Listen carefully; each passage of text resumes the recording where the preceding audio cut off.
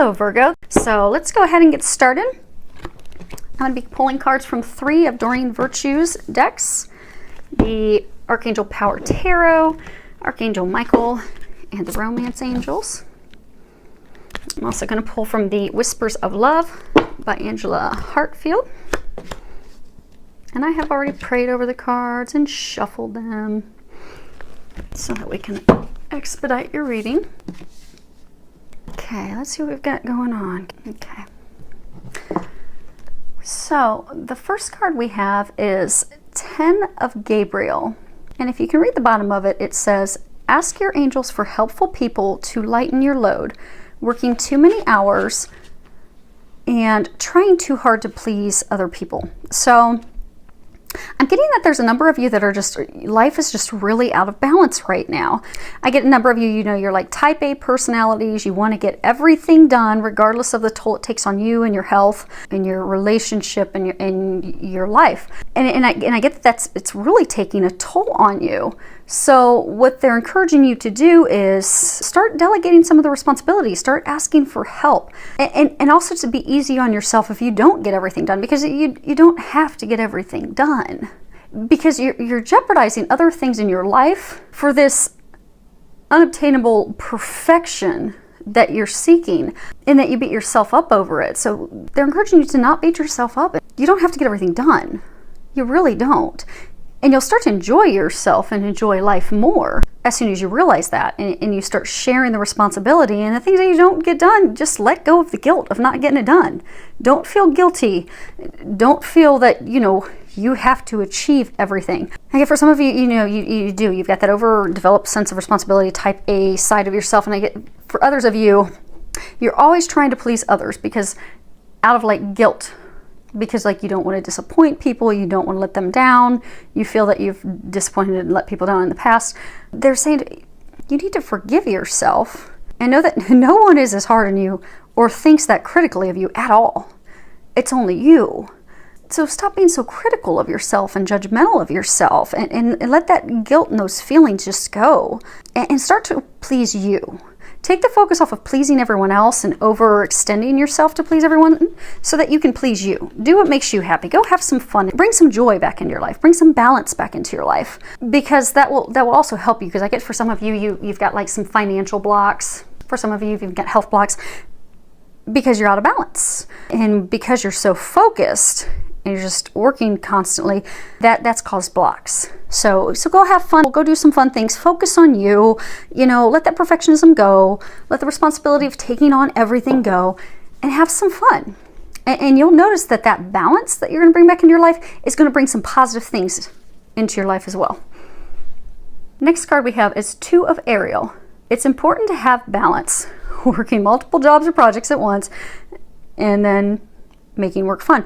And this is again coming back to balance. There are so many of you that really have got to step away from working and start having fun, because you really don't have to do everything. I get that you're working nonstop. I get it's affecting your health. For some of you that you're married, it's affecting your marriage. It's blocking other things in your life. So I get like for some of you, you're salaried, so it's not like it's bringing more, financial abundance in, and your income hasn't changed, but you've noticed that money's tighter for you. Well, because you've created a block. By not having balance, you've created a block to financial abundance. So by getting that balance back, you're going to notice your finances are going to improve. Your marriage will improve. You'll have happiness. These areas that are blocked will be transformed. They'll open back up.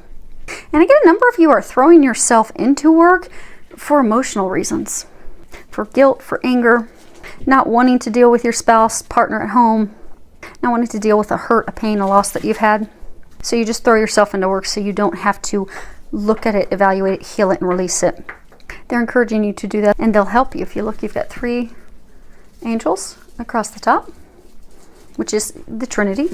You look at 3, you've got, God, the Father, the Son, the Holy Spirit.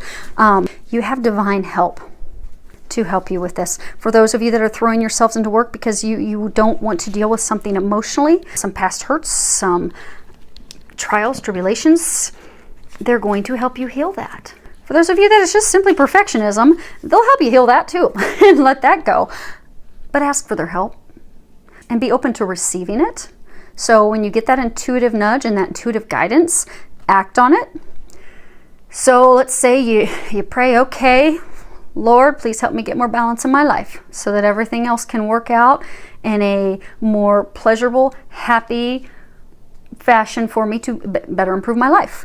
And let's say the next day you have a friend that calls you and says, hey, we're gonna go to West Palm Beach for the weekend. You want to come join us? There's your sign. Say yes. Take a long weekend away. Go have fun, because that is an answer to your prayer. So they're going to pray, ask them for help, and they will open up doors and avenues to help you get to that destination, that thing that you're asking for, and to help you get that balance. But they're really saying to not block yourself. So I get for some of you, they're going to give you those things and you're just going to keep blocking it out. Don't do that. Be open to that, because when you ask for their help and they offer that to you, and you'll know, your intuition will trigger that, okay, this is the answer to my prayers. Act on it. Have faith and trust. So now the next card we have is forgive yourself. You've done nothing wrong. And if you can read the bottom of it, it says, I ask that you help me let go of self-blame, and I forgive myself. Please guide me in releasing any toxic anger or fear toward others. Thank you, Archangel Michael, for allowing me to feel centered and at peace.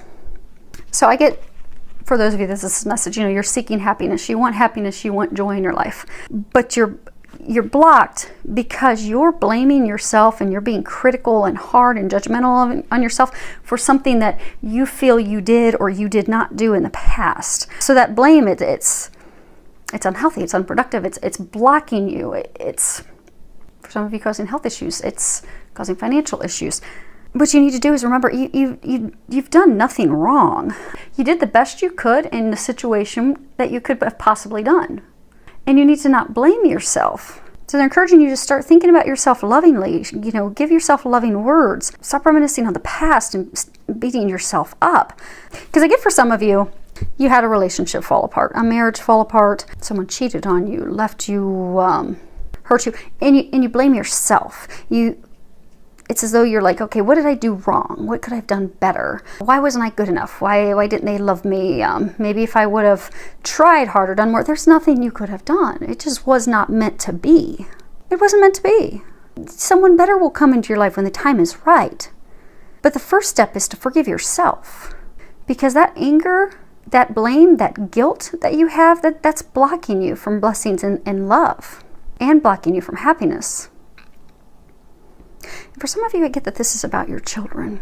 For some of you, so when you look here, you'll see the angels holding a young child. And I get for some of you, you feel as though you let your kids down. You could have been a better parent. You could have done things differently.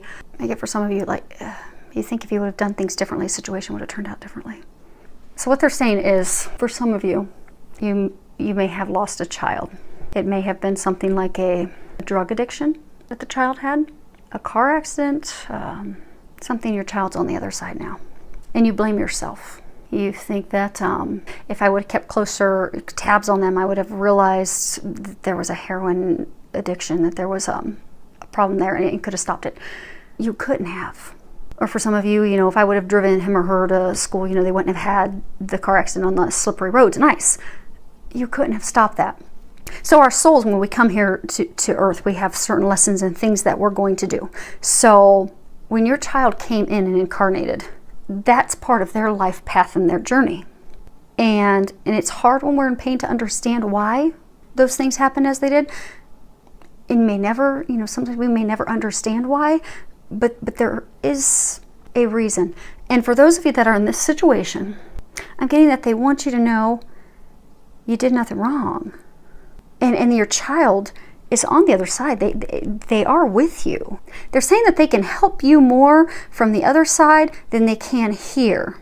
And that they love you, that they're with you, but they can help you more from the other side. And to stop blaming yourself and feeling guilty because they love you. It was nothing of you. It was their path. It was their choice. They choose to go to the other side because they can help you and still be with you every day. And I keep getting that they can help you more from the other side. So to forgive yourself and release that guilt, because they're still with you. Okay. Row down here is about love. First card we have is wedding. Now, I do get for some of you, this is, straight up, meaning, you're going to be getting married. Maybe you've met someone, you're questioning, is this the right person or not? Is this person I'm going to be with? Yes, that's the person you're going to marry. I get some of you will actually be getting married.